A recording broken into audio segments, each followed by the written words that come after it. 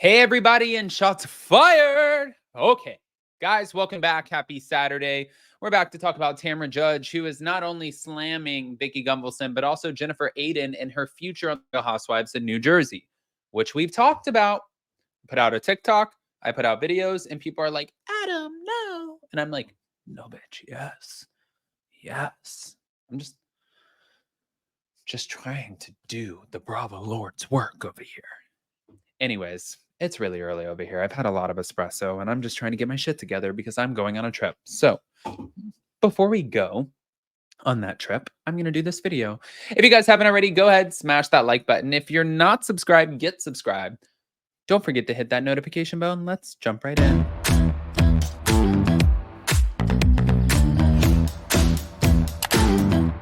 Cause no one can do it like we do it, like we do it, like we do it. Cause no one can do it like we do it, like we do it, like we do it.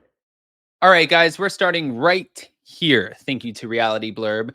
Tamra Judge addressed John Jansen's allegedly damaging videos of his ex-girlfriend Shannon Vidor and said that the videos go back years and hinted that they could be brought up at the reunion. On the latest episode of Orange County, Alexis Bellino alleged that her current boyfriend, John, who dated Shannon for several years, has videos of Shannon taken the evening of her DUI arrest. According to Tamra, in a recent interview for Decider, the videos came from Ring camera footage on John's property, and they reveal what went down that night in September. John will never release these videos, I don't think. I think that they will be brought up at the reunion. I think that Alexis will probably tell everybody what's on them, and I think everyone's going to be shocked. Tamra claimed that she heard what happened in the videos, and it's really bad for Shannon. She also said there's a bunch of different videos. It's not just one night. It's years. Alexis has said many times, I don't want these to come out, but she keeps pushing us and she keeps pushing us. I think if Shannon would just leave John alone, just leave him alone and say she's sorry, she would call all of us drunk and say horrible things about him and the next day go, I didn't say that. That's not true. But Tamara alleged that Shannon did a similar thing in the past. She purportedly called Vicki Gunvalson and claimed that her ex-husband beat her. She then walked it back the next day and accused Vicki of lying. She has a pattern of doing this to people. She's doing it to me now, and I laugh at her. I mean, there's times where I'm like, are you kidding me right now? She's sitting here going, I will never talk to Tamara. I'm like, I had to back up from you because you're drinking. I've done nothing to you but be a good friend. Tamara then defended her decision to call her former friend an alcoholic at the recent on-screen dinner. And she said, we obviously get into the season for a ton of reasons, but the only reason I said that to her at the dinner table, calling her an alcoholic, is because what you didn't see is she came for me and she came for Alexis, and all that was cut out. Which, to be fair, that happens. I mean, listen, I agree with Gina Kirschenheiter on this. Like, if that's your friend, are you just like going out of your way to make them feel like a piece of shit and like kick them while they're down if they're dealing with a disease like alcoholism? No, that's not a friend. And if that is a friend, it's a really shitty friend. You're not a good friend. But I also know that on these shows that they have a lot of edits, and Tamara could be completely telling the truth that Shannon might have said some things to her and Alexis that got cut out. And if that's the case, it's kind of the same thing that Jennifer Aydin said about Danielle Cabral. She's like, you guys got mad at me because I said that her husband's got the boobs and she's got the brawn, honey. But none of you guys saw what she said about my husband because that was cut out. So thank you to production. That was cut out and it made me look like an a-hole. It does happen. They film these things for hours. Not everything can make the cutting floor. And I could see that. But hold on. Moving on. Now, thank you to page 6. Tamra Judge feels certain that Jennifer Aydin will not return to the Real Housewives of New Jersey when it's eventually rebooted. She's the only one I don't like. She also emphasized that she loves the rest of the cast.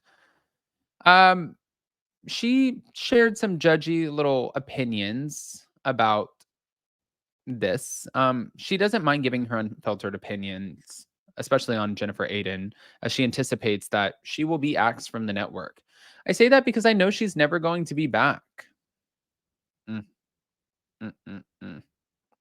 Real Housewives of New Jersey remains in flux after reaching a dead end underlined by Teresa Giudice's estranged relationship with her brother Joe Gorga and sister-in-law Melissa Gorga. But making the group dynamic even more tumultuous is Giudice and her husband Louis Ruela's ongoing contempt for Rachel Fuda, Margaret Joseph's conflict with her ex BFF, Jackie Goldschneider, Joseph's and Jennifer Aydin's never ending friction, and Jennifer Aydin and Danielle Cabral's mutual disdain for each other, among other issues. Additionally, rumors have swirled that the besties, Jennifer Aydin and Teresa, planted online attacks against their on screen adversaries with the help of bloggers, and allegations that haven't been substantiated or debunked. Now, last month, Andy Cohen confirmed that the show would be getting a refresh and even teased that a future cast could feature all fresh faces, hinting that a selection of OGs could remain in the mix. But Tamra, for her part, is hopeful that Teresa, Melissa, and Joe will all be asked to participate in the series' next chapter and that an on-camera reconciliation ensues. I hope that the Gorgas and the Giudices, Teresa and her brother, I hope they can reunite just for the family's sake. And for me as a viewer, I would love to go to that show and just try to get them together. But Tamra says that she appreciates both Melissa and Teresa, even if her relationship with the latter is up and down after publicly sparring and making up in recent years. One day it's good and one day it's bad, depending on what we say about Louis on the podcast. But I've known her and I respect her. Teresa, I really do. I don't agree with everything, but I don't agree with some of the things that I do sometimes. And no matter what happens with New Jersey when it resumes, Tamra doesn't want the unscripted series to be retooled with an entirely new cast, like New York City for season 14. I don't want the show to end. It's been for so long and we've gotten to know all of these ladies, and I'd hate to see it end as we know it. I mean, who knows what's going to happen? I really don't know. I'm more curious to know what's going to happen in the future. I need to know now. Now, Dolores Catania's ex-husband Frank recently revealed that he heard Teresa was asked to leave the show, but he said, I've heard some speculation about Teresa being asked to leave as opposed to being fired, but it's a shame because, I see Teresa landing someplace because Teresa, across all of the franchises, is probably the most recognizable housewife in the world.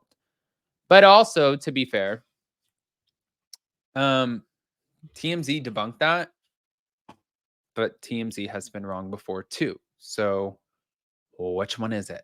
Now, on top of that, in an exclusive interview again with virtual reality podcast, Tamra savagely shaded her ex-BFF Vicki Gunvalson for her diminished role in season 18 of the Bravo reality show. She said she's a side bitch on the show. She can't even get a clementine, let alone an orange. Oh my God. She joked that Vicki isn't even able to get her hands on a cutie, which is the Clementine brand. She can't get a cutie, a clementine, or an orange. God. Tamara, who's held an orange as a full-time OC cast member for a total of 14 seasons, feels another citrus fruit is more appropriate for Vicki. I think we need to give her like a grapefruit. She's so sour.